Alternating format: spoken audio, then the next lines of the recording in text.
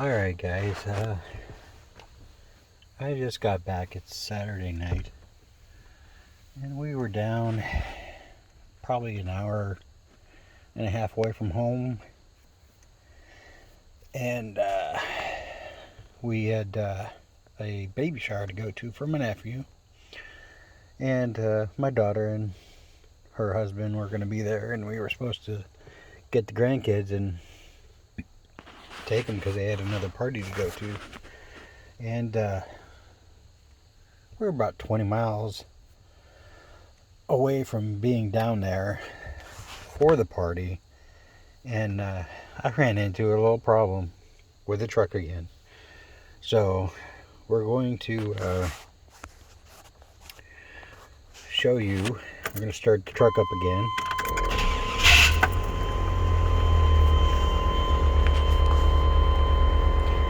Now, as you can see, that's not good for voltage. I lost my alternator, and I put a little bit of a charge on it, but on the way down there, we were 20 miles away or so, and I was glanced down at the speedometer, and I seen over here I have a red battery light, and that was on. So then I went over to the gauge, and it was actually lower than that. It was down at like 11.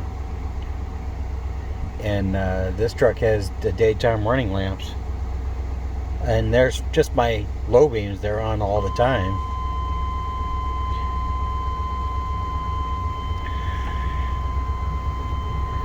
And now it's beeping at me again for some reason.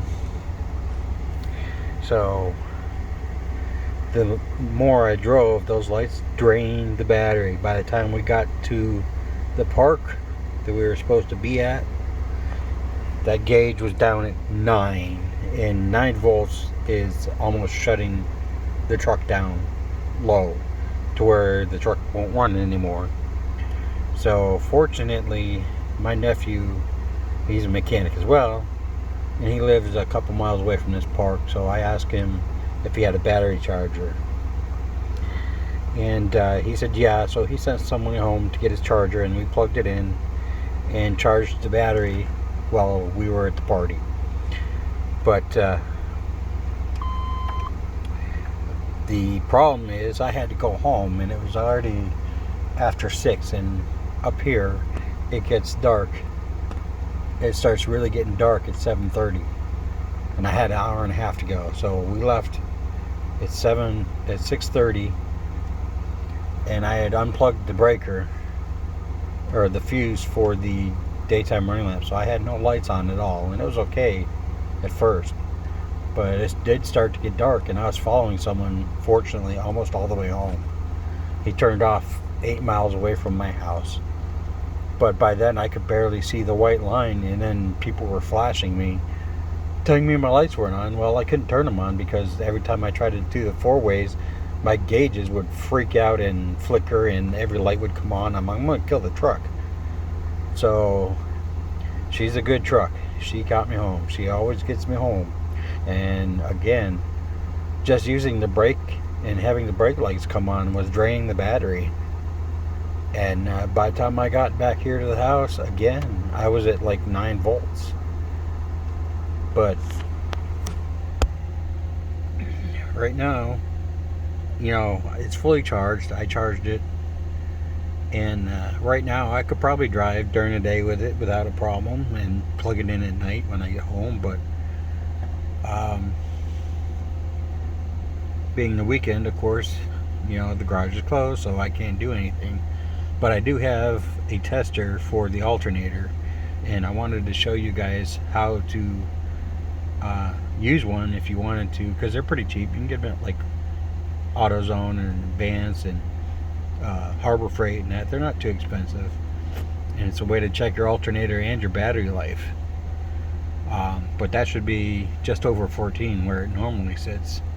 So we're going to go out. I'm going to shut it off. We're going to go check the battery. Well, actually, I shouldn't shut it off until I check the alternator first, just to make sure it's not charging, because it looks like it's not charging. but that'll tell me if it's putting out any kind of voltage. So we're just gonna get out of the truck.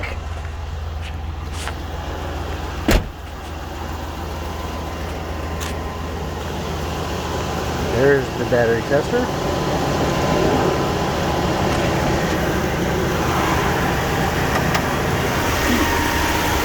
Sorry, I don't have a hood light. We're just going to unplug the battery charger.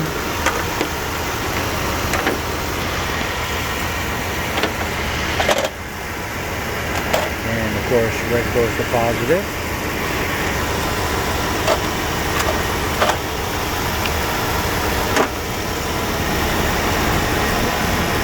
And black is ground.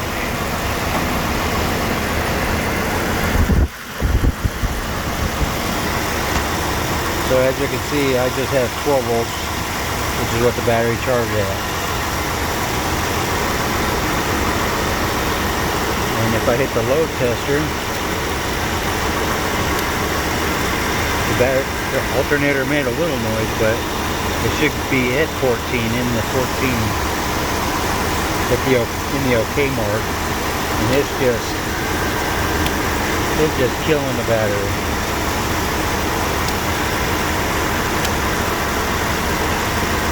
So there is no juice coming out of that alternator at all. So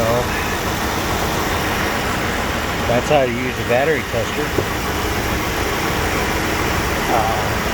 Black to negative, red to power, and it just operates itself pretty much. If it's working properly, the needle will be around 14 in the OK with the green, and obviously we're not that because the alternator is not putting anything out. And then when you hit the load tester, it should still stay in the 14, and it's going down to 10, just loading the battery. That's all you do. It sets a bunch of resistors in here and loads the battery, and it is just taking it out. So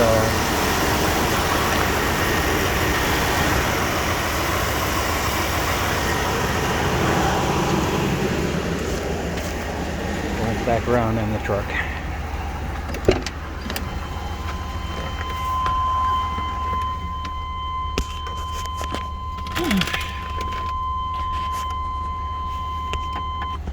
And as you can see, it's actually gone down a little bit just from loading it with that tester. So I just wanted to show you how to use the battery tester. And as you saw, that green OK line lines with the 14 is where that battery should be at when the alternator is charging. And so it is not, just as it shows in here, it is not charging at all. And the load test button, as soon as I hit it, it dropped way down in the weak to like 10 volts. So that just confirms that my alternator is junk. And I don't know if it's the original one or not. If you want to really test it, the fastest way to test it is to disconnect your battery, because the alternator will run your car or truck without the battery being plugged in if it's good. So that actually applies to any vehicle. If you think you have a bad alternator, unplug it while it's running, and if it dies instantly, then you don't have an alternator and you're just running off your battery until it dies. So tomorrow's Sunday, and I'm actually gonna take out the alternator so that I can take it down to work and get the right one before I even think about putting it in. And I'm gonna get some prices and see if I can find a decent one that's not too expensive, because you can get remans, they're cheaper, but I prefer to have new. Just my preference, because it'll at least have 1 to 2 year warranty on that. So I'll take y'all on the removal of the alternator in the next video. And until then, you want to subscribe, go ahead. If not, we'll see you in the next video. Y'all have fun.